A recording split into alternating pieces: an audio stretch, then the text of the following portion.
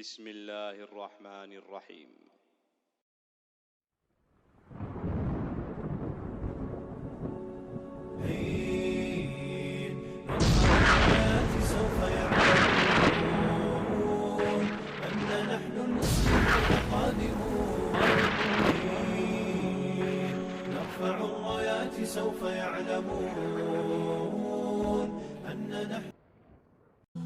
Isu tentang hadis pasukan Panji Hitam yang dianggap kontroversial. Jamaah sekalian, sore ini tujuan ataupun poin utama dari pengkajian kita adalah bukan melakukan identifikasi atau bahkan justifikasi terhadap siapa yang dimaksud, lalu kemudian muncul klaim, pengakuan dan sebagainya, ya. Maka kami melihat bahwa ini tidak banyak faedahnya, tetapi yang penting adalah bagaimana kita mengetahui ciri, tanda, karakter dan hakikatnya, bahwa kelak dia akan menjadi kenyataan yang kita tidak pernah bisa memastikan kapan waktu yang dijanjikan itu datang. Akan tetapi buat kita itu tidak penting. Kalau Rasulullah SAW telah menyebutkan di dalam nubuat, kalau janji itu sudah ada di dalam sebuah riwayat, mau berapa tahun pun nanti kejadiannya, mau kepada siapapun dia menimpa, maka buat seorang ahlu sunnah wal jamaah itu tidak menjadi sesuatu yang diributkan. Yang penting Nabi telah menjanjikan dan pasti dia akan menjadi kenyataan. Kalau kemudian hari ini kita hidup dalam satu masa dan tanda yang kita belum menemukan indikasinya, maka itu bukan berarti tidak akan terjadi. Sebaliknya, ketika kita sudah melihat berbagai macam tanda, maka itu juga bukan menjadi sebuah alat untuk menjustifikasi. Nanti kita lihat bagaimana seorang ahlu sunnah wal jamaah bersikap terhadap hadis-hadis nubuat. Karena memang hadis nubuat di satu sisi dia merupakan rahmat, tapi di sisi lain bisa menjadi fitnah dan petaka, ya. Karena memang hadis-hadis nubuat ini kalau dia berhubungan erat dengan dunia politik, seringkali dimanfaatkan oleh sebuah kekuasaan yang saat itu sedang eksis. Tak terkecuali persoalan pasukan Panji Hitam pada fase Bani Umayyah, Abbasiyah. Ini termasuk yang kemudian cukup banyak dieksploitasi. Lalu muncullah hadis-hadis dhaif palsu bahkan maudhu yang berbicara tentang pasukan Panji Hitam. Jamaah sekalian, saya akan ajak dari berbicara tentang teori yang disampaikan oleh Ibnu Khaldun, penulis kitab Muqaddimah. Buku aslinya berjudul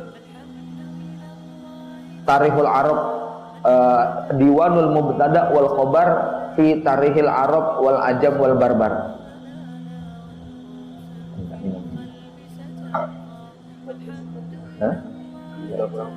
Saya minta minum, ya.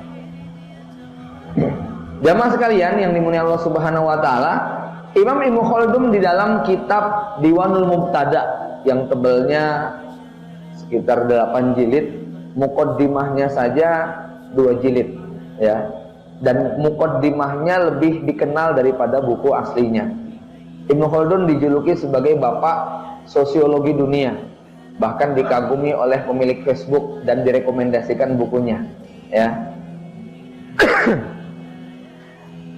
Dalam satu catatan di Muqaddimah Ibnu Khaldun, beliau menguraikan tentang 2 sisi sejarah, di mana ada 2 kandungan, satu yang bersifat intristik, 2 yang bersifat ekstrinsik. Kandungan yang bersifat intristik memuat informasi, berita, data yang bisa diungkap dengan angka, nama, tempat, dan peristiwa. Sedangkan yang bersifat ekstrinsik, dia memuat hikmah, pelajaran, sunnatullah, qawanin, tabiat, dan karakter sejarah yang bisa dipelajari. Secara nama, tempat, peristiwa, dia bisa berbeda. Tetapi secara tabiat, karakter, kaidah, sunnatullah, ibrah, pelajaran, itu bisa dikatakan sama. Maka ada seorang filosof Santayana namanya, dia mengatakan orang-orang yang tidak mau belajar dari sejarah masa silam, dia nanti akan dipaksa untuk mengulangi sejarah itu pada kehidupannya. Maka berbicara tentang sejarah ekstrinsik ini menjadi lebih penting. Ya, kalau cerita intristik, Anda baca kisah Ashabul Kahfi atau kisah pasukan bergajah Abraha, itu mungkin cukup membuat adik-adik kita yang usia TK atau SD, lalu kemudian mereka manggut-manggut khusyuk mendengarkan sebuah dongeng mungkin, ya. Akan tetapi ketika berbicara tentang ekstrinsik, maka kita harus mengambil pelajaran bahwa bagaimanapun kebenaran dia nanti akan dimenangkan oleh Allah Subhanahu wa taala, kebatilan sekuat apapun dia akan dimusnahkan sampai ke akar-akarnya. Ini pelajaran, ini tabiat. Nah, orang-orang yang tidak belajar dengan tabiat sejarah ini, nanti dia akan mengalami peristiwa itu begitu pahit dalam kehidupannya. Ya, orang-orang yang tidak percaya bahwa kebenaran itu nanti akan mengalahkan kebatilan, ya, dia mungkin akan putus asa. Tapi buat orang yang paham tentang tabiat dan karakter ini, dalam kondisi sakit, dalam kondisi habis amunisinya, dalam kondisi dia sudah nggak punya harapan, percaya kepada data sejarah ini membuat dia memiliki energi yang berlimpah, ya. Maka buat para sahabat, mungkin ada satu cerita sejarah yang kalau orang munafik itu menilainya betul-betul bullshit, omong kosong, kebanyakan mimpi.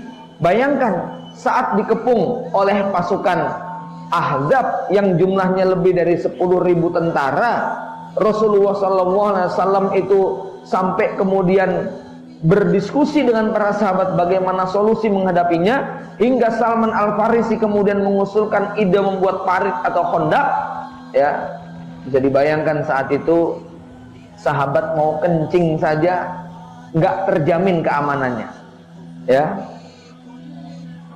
Orang-orang munafik ketika mendengar Rasulullah SAW menyampaikan kabar gembira bahwa Madain Persia akan ditaklukkan, negeri Syam akan ditaklukkan, Romawi akan ditaklukkan, Yaman, ya.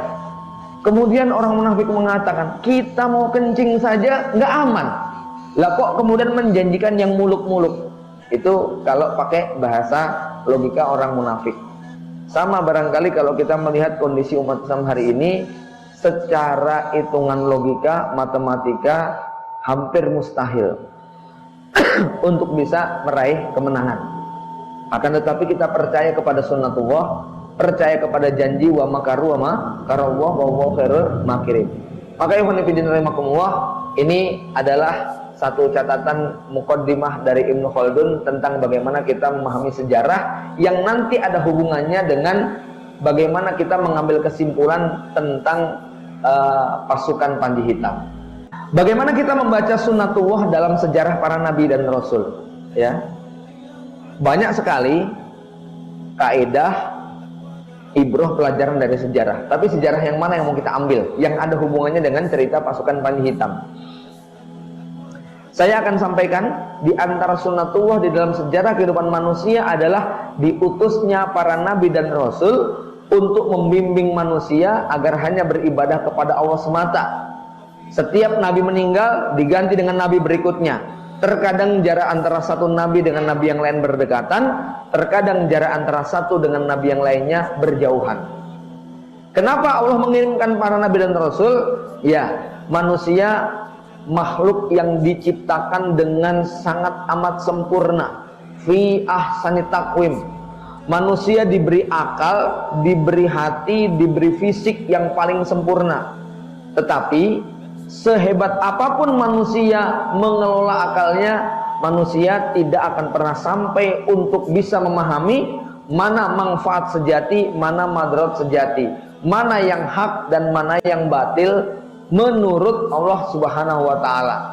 Maka Allah yang Maha Kasih, Allah yang Maha Cinta kepada hambanya, Allah kemudian mengutus para nabi dan rasul dengan membawa wahyu. Kenapa? Karena logika dan akal manusia, secanggih apapun teknologi yang mereka punya, ternyata tidak mampu untuk membedakan mana yang hak, mana yang batil, mana yang madarat, mana yang manfaat.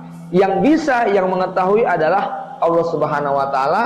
Maka Allah kemudian mengutus para nabi dan rasul. Begitulah yang terjadi dalam sejarah panjang kehidupan manusia, hingga datanglah masa di mana manusia telah terjauhkan dari kebenaran dan kebatilan mendominasi seluruh lini kehidupan.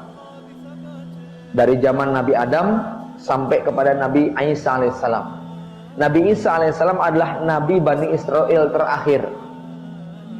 Sampai 5 abad lebih tidak ada lagi Nabi setelah Nabi Isa. Sisa-sisa orang soleh yang ada tidak mampu merubah keadaan.